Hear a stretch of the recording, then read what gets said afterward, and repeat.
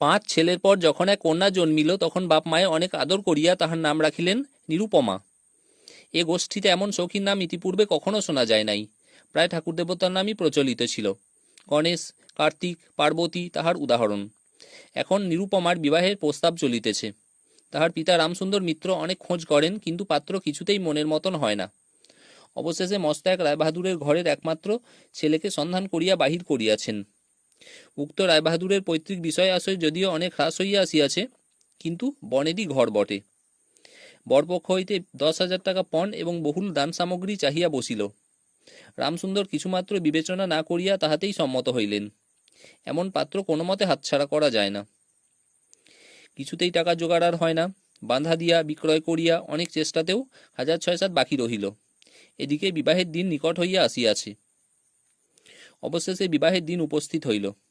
নিতান্ত অতিরিক্ত সুদে একজন বাকি টাকাটা ধার দিতে স্বীকার করিয়াছিল, কিন্তু সময়কালে সে উপস্থিত হইল না।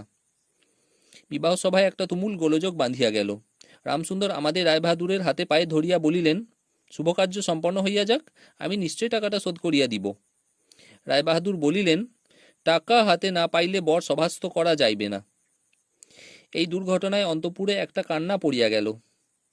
এই গুরুতর বিপদের যে মূল কারণ, সে চেলি পড়িয়া, গহনা পড়িয়া, কপালে চন্দন লেপিয়া চুপ করিয়া বসিয়া আছে।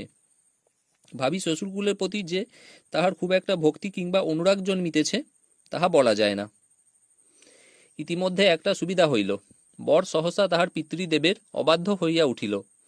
সে বাপকে বলিয়া বসিল, কেনা বেচা দরদামের কথা আমি বুঝি না।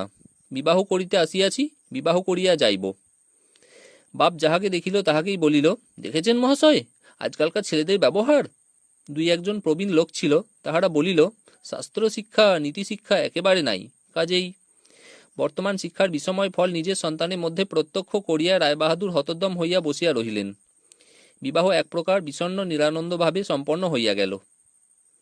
শ্বশুরবাড়ি যাইবার সময় নিরুপমাকে বুকে টানিয়া লইয়া বাপ আর চোখের জল রাখিতে পারিলেন না। নিরু জিজ্ঞাসা করিল, তারা কি আর আমাকে আসতে দেবে না বাবা? রামসুন্দর বলিলেন, কেন আসতে দেবে না মা, আমি তোমাকে নিয়ে আসব। রামসুন্দর প্রায়ই মেয়েকে দেখিতে যান, কিন্তু বেহাই বাড়িতে তার কোনো প্রতিপত্তি নাই। চাকরগুলো পর্যন্ত তাহাকে নিচু নজরে দেখে। অন্তপুরের বাহিরে একটা স্বতন্ত্র ঘরে 5 মিনিটের জন্য কোনোদিন বা মেয়েকে দেখিতে পান, কোনোদিন বা দেখিতে পান না। কুটুম্ব গৃহে এমন করিয়া আর অপমান তো সহা যায় না। রামসুন্দর স্থির করিলেন, যেমন করিয়া হোক টাকাটা শোধ করিয়া দিতে হইবে। কিন্তু যে ঋণভার কাঁধে চাপিয়াছে, তাহারই ভার সামলানো দুঃসাধ্য। খরচপত্রের অত্যন্ত টানাটানি পড়িয়াছে, এবং পাওনাদারদের দৃষ্টিপথ এড়াইবার জন্য সর্বদাই নানারূপ হীন কৌশল অবলম্বন করিতে হইতেছে। এদিকে শ্বশুরবাড়ি উঠিতে বসিতে মেয়েকে খোঁটা লাগাইতেছে। পিতৃগৃহের নিন্দা শুনিয়া ঘরে দাঁড় দিয়া অশ্রু বিসর্জন তাহার নিত্যক্রিয়ার মধ্যে দাঁড়াইয়াছে। বিশেষত শাশুড়ির আক্রোশ আর কিছুতেই মেটে না। যদি কেহ বলে, আহা কি শ্রী, বউয়ের মুখখানি দেখিলে চোখ জুড়াইয়া যায়। শাশুড়ি ঝঙ্কার দিয়া উঠিয়া বলে, শ্রী তো ভারী, যেমন ঘরের মেয়ে তেমনি শ্রী। এমনকি বউয়ের খাওয়া পড়ারও যত্ন হয় না। যদি কোনো দয়াপরতন্ত্র প্রতিবেশিনী কোনো ত্রুটির উল্লেখ করে, শাশুড়ি বলে, ওই ঢের হয়েছে। অর্থাৎ বাপ যদি পুরা দাম দিত, তো মেয়ে পুরা যত্ন পাইত। সকলেই এমন ভাব দেখায় যেন বধূর এখানে কোনো অধিকার নাই, ফাঁকি দিয়া প্রবেশ করিয়াছে। বোধহয় কন্যার এই সকল অনাদর এবং অপমানে কথা বাপের কানে গিয়া থাকিবে। তাই রামসুন্দর অবশেষে বসতবাড়ি বিক্রয়ের চেষ্টা করিতে লাগিলেন। কিন্তু ছেলেদের যে গৃহহীন করিতে বসিয়াছেন, সে কথা তাহাদের নিকট হইতে গোপনে রাখিলেন। স্থির করিয়াছিলেন, বাড়ি বিক্রয় করিয়া সেই বাড়ি ভাড়া লইয়া বাস করিবেন। এমন কৌশলে চলিবেন যে তাহার মৃত্যুর পূর্বে এ কথা ছেলেরা জানিতে পারিবে না। কিন্তু ছেলেরা জানিতে পারিল। সকলে আসিয়া কাঁদিয়া পড়িল। বিশেষত বড় 3টি ছেলে বিবাহিত, এবং তাহাদের কাহারও বা সন্তান আছে। তাহাদের আপত্তি অত্যন্ত গুরুতর হইয়া দাঁড়াইল। বাড়ি বিক্রয় স্থগিত হইল।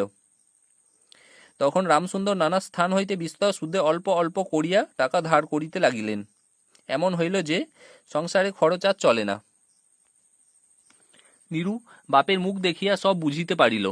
বৃদ্ধের পক্ষ কেশে, শুষ্ক মুখে এবং সদা সংকুচিত ভাবে দৈন্য এবং দুশ্চিন্তা প্রকাশ হইয়া পড়িল। মেয়ের কাছে যখন বাপ অপরাধী, তখন সে অপরাধের অনুতাপ কি আর গোপন রাখা যায়?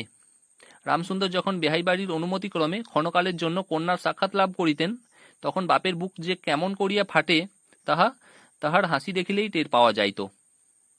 সেই ব্যথিত পিতৃহৃদয়কে সান্ত্বনা দিবার উদ্দেশ্যে দিনকতক বাপের বাড়ি যাইবার জন্য নীরু নিতান্ত অধীর হইয়া উঠিয়াছে। বাপের ম্লান মুখ দেখিয়া সে আর দূরে থাকিতে পারে না। একদিন রামসুন্দরকে কহিল, বাবা, আমাকে একবার বাড়ি লইয়া যাও। রামসুন্দর বলিলেন, আচ্ছা। কিন্তু তাহার কোনো জোর নাই। নিজের কন্যার উপরে পিতার যে স্বাভাবিক অধিকার আছে, তাহা যেন পণের টাকার পরিবর্তে বন্ধক রাখিতে হইয়াছে। এমনকি কন্যার দর্শন সেও অতি সসংকোচে ভিক্ষা চাহিতে হয়, এবং সময় বিশেষে নিরাশ হইলে দ্বিতীয় কথাটি কহিবার মুখ থাকে না। কিন্তু মেয়ে আপনি বাড়ি আসিতে চাহিলে বাপ তাহাকে না আনিয়া কেমন করিয়া থাকে। তাই বেহাইয়ের নিকট সে সম্বন্ধে দরখাস্ত পেশ করিবার পূর্বে রামসুন্দর কত হীনতা, কত অপমান, কত ক্ষতি স্বীকার করিয়া যে 3,000 টাকা সংগ্রহ করিয়াছিলেন, সে ইতিহাস গোপন থাকাই ভালো। নোট কখানি রুমালে জড়াইয়া চাদরে বাঁধিয়া রামসুন্দর বেহাইয়ের নিকট গিয়া বসিলেন। প্রথমে হাস্যমুখে পাড়ার খবর পাড়িলেন। হরে কৃষ্ণে বাড়িতে একটা মস্ত চুরি হইয়া গিয়াছে। তাহার আদ্যপান্ত বিবরণ বলিলেন। নবীন মাধব ও রাধা মাধব দুই ভাইয়ের তুলনা করিয়া বিদ্যাবুদ্ধি ও স্বভাব সম্বন্ধে রাধা মাধবের সুখ্যাতি এবং নবীন মাধবের নিন্দা করিলেন। শহরে একটা নতুন ব্যামো আসিয়াছে, সে সম্বন্ধে অনেক আজগুবি আলোচনা করিলেন। অবশেষে হুঁকাটি নামাইয়া রাখিয়া কথায় কথায় বলিলেন, হ্যাঁ হ্যাঁ বেহাই, সেই টাকাটা বাকি আছে বটে। রোজই মনে করি যাচ্ছি, অমনি হাতে করে কিছু নিয়ে যাই, কিন্তু সময়কালে মনে থাকে না। আরে ভাই, বুড়ো হয়ে পড়েছি। এমনি এক দীর্ঘ ভূমিকা করিয়া পঞ্জরে তিনখানি অস্থির মতো সেই তিনখানি নোট যেন অতি সহজে অতি অবহেলে বাহির করিলেন। সবে মাত্র 3,000 টাকার নোট দেখিয়া রায়বাহাদুর অট্টহাস্য করিয়া উঠিলেন। বলিলেন, থাক বেহাই, ওতে আমার কাজ নেই। একটা প্রচলিত বাংলা প্রবাদের উল্লেখ করিয়া বলিলেন, সামান্য কারণে হাতে দুর্গন্ধ করিতে তিনি চান না। এই ঘটনার পরে মেয়েকে বাড়ি আনিবার প্রস্তাব কাহারও মুখে আসে না। কেবল রামসুন্দর ভাবিলেন, সে সকল কুটুম্বিতার সংকোচ আমাকে আর শোভা পায় না। মর্মাহতভাবে অনেকক্ষণ চুপ করিয়া থাকিয়া অবশেষে মৃদুস্বরে কথাটা পারিলেন। রায়বাহাদুর কোনো কারণ মাত্র উল্লেখ না করিয়া বলিলেন, সে এখন হচ্ছে না। এই বলিয়া কর্মোপলক্ষে স্থানান্তরে চলিয়া গেলেন। রামসুন্দর মেয়ের কাছে মুখ না দেখাইয়া কম্পিত হস্তে কয়েকখানি নোট চাদরে প্রান্তে বাঁধিয়া বাড়ি ফিরিয়া গেলেন। মনে মনে প্রতিজ্ঞা করিলেন, যতদিন না সমস্ত টাকা শোধ করিয়া দিয়া অসংকোচে কন্যার উপরে দাবি করিতে পারিবেন, ততদিন আর বেহাই বাড়ি যাইবেন না। বহুদিন গেল, নিরুপমা লোকের উপর লোক পাঠায়, কিন্তু বাপের দেখা পায় না। অবশেষে অভিমান করিয়া লোক পাঠানো বন্ধ করিল। তখন রামসুন্দরের মনে বড় আঘাত লাগিল, কিন্তু তবু গেলেন না। আশ্বিন মাস আসিল। রামসুন্দর বলিলেন, এবার পূজার সময় মাকে ঘরে আনিবই, নাহিলে আমি। খুব একটা শক্ত রকম শপথ করিলেন। পঞ্চমী কি ষষ্ঠীর দিনে আবার চাদরে প্রান্তে গুটি কতক নোট বাঁধিয়া রামসুন্দর যাত্রার উদ্যোগ করিলেন। 5 বৎসরের এক নাতি আসিয়া বলিল, দাদা, আমার জন্যে গাড়ি কিনতে যাচ্ছিস? বহুদিন হইতে তাহার ঠেলা গাড়িতে চড়িয়া হাওয়া খাইবার শখ হইয়াছে, কিন্তু কিছুতেই তাহা মিটিবার উপায় হইতেছে না।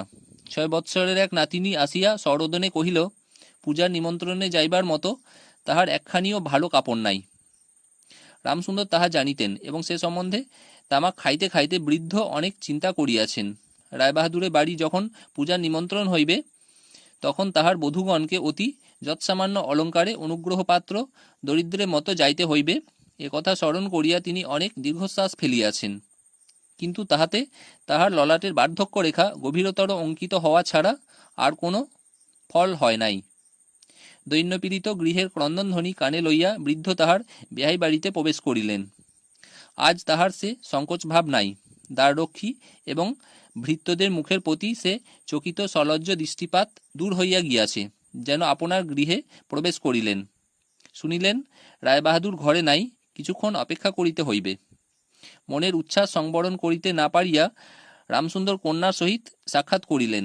আনন্দে 2 চোখ দিয়া জল পড়িতে লাগিল। বাপও কাঁদে, মেয়েও কাঁদে, দুইজনে কেহ আর কথা কহিতে পারে না।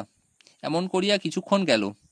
তারপরে রামসুন্দর কহিলেন, এবার তোকে নিয়ে যাচ্ছি মা, আর কোনো গোল নাই। এমন সময় রামসুন্দরের জ্যেষ্ঠ পুত্র হরমোহন তাহার দুটি ছোট ছেলে সঙ্গে লইয়া সহসা ঘরে প্রবেশ করিলেন। পিতাকে বলিলেন, বাবা, আমাদের তবে এবার পথে ভাসালে? রামসুন্দর সহসা অগ্নিমূর্তি হইয়া বলিলেন, তোদের জন্য কি আমি নরকগামী হব? আমাকে তোরা আমার সত্য পালন করতে দিবিনে। রামসুন্দর বাড়ি বিক্রয় করিয়া বসিয়া আছেন। ছেলেরা কিছুতে না জানিতে পায় তাহার অনেক ব্যবস্থা করিয়াছিলেন, কিন্তু তবু তাহারা জানিয়াছে দেখিয়া তাহাদের প্রতি হঠাৎ অত্যন্ত রুষ্ট ও বিরক্ত হইয়া উঠিলেন। তাহার নাতি তাহার দুই হাঁটু সবলে জড়াইয়া ধরিয়া মুখ তুলিয়া কহিল, দাদা, আমাকে গাড়ি কিনে দিলে না? নতশির রামসুন্দরের কাছে বালক কোনো উত্তর না পাইয়া নীরুর কাছে গিয়া কহিল, পিসিমা, আমাকে একখানা গাড়ি কিনে দেবে?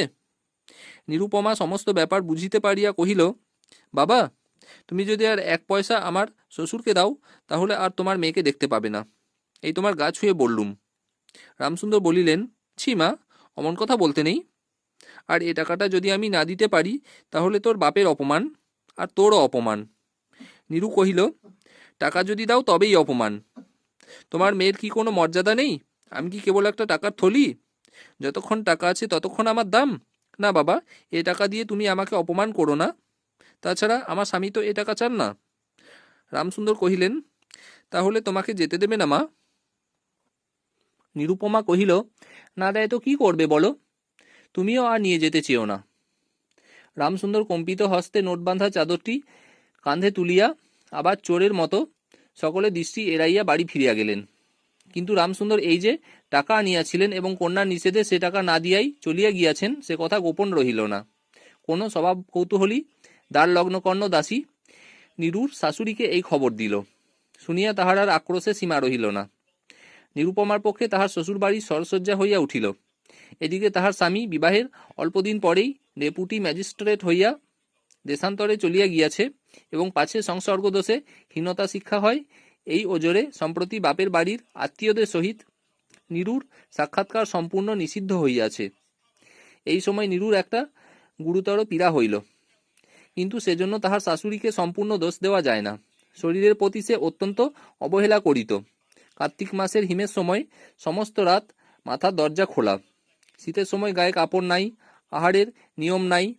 দাসীরা যখন মাঝে মাঝে খাবার আনিতে ভুলিয়া যাইত, তখন যে তাহাদের একবার মুখ খুলিয়া স্মরণ করাইয়া দেওয়া, তাহাও সে করিত না।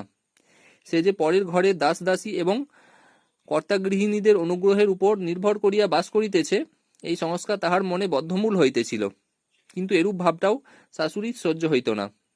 যদি আহারের প্রতি বধূর কোনো অবহেলা দেখিতেন, তবে শাশুড়ি বলিতেন, নবাবের বাড়ির মেয়ে কি না, গরিবের ঘরের অন্ন ওর মুখে রোচে না।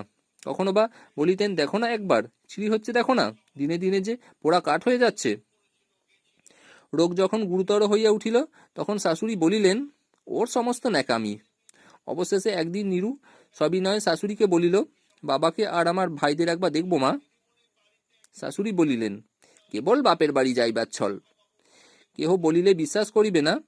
যেদিন সন্ধ্যার সময় নীরুর শ্বাস উপস্থিত হইল, সেদিন প্রথম ডাক্তার দেখিল এবং সেই দিন ডাক্তারের দেখা শেষ হইল। বাড়ির বড় বউ মরিয়াছে। খুব ধুম করিয়া অন্ত্যেষ্টিক্রিয়া সম্পন্ন হইল। প্রতিমা বিসর্জনের সমারোহ সম্বন্ধে জেলার মধ্যে রায়চৌধুরীদের যেমন লোকবিখ্যাত প্রতিপত্তি আছে, বড় বউয়ের সৎকার সম্বন্ধে রায়বাহাদুরদের তেমনি একটা খ্যাতি রটিয়া গেল। এমন চন্দনকাষ্ঠের চিতা এ মুলুকে কেহ কখনো দেখে নাই। এমন ঘটা করিয়া শ্রাদ্ধও কেবল রায়বাহাদুরের বাড়িতেই সম্ভব, এবং শোনা যায় ইহাতে তাহাদের কিঞ্চিত ঋণ হইয়াছিল। রামসুন্দরকে সান্ত্বনা দিবার সময় তাহার মেয়ের যে কিরূপ মহাসমারোহে মৃত্যু হইয়াছে, সকলেই তাহার বহুল বর্ণনা করিল। এদিকে ডেপুটি ম্যাজিস্ট্রেটের চিঠি আসিল, আমি এখানে সমস্ত বন্দোবস্ত করিয়া লইয়াছি, অতএব অবিলম্বে আমার স্ত্রীকে এখানে পাঠাইবে। রায়বাহাদুরের মহিষী লিখিলেন, বাবা, তোমার জন্য আরেকটি মেয়ে সম্বন্ধ করিয়াছি, অতএব অবিলম্বে ছুটি লইয়া এখানে আসিবে। এবারে 20,000 টাকা পণ এবং হাতে হাতে আদায়। আমার গল্প পাঠ এখানেই শেষ হলো। ধন্যবাদ।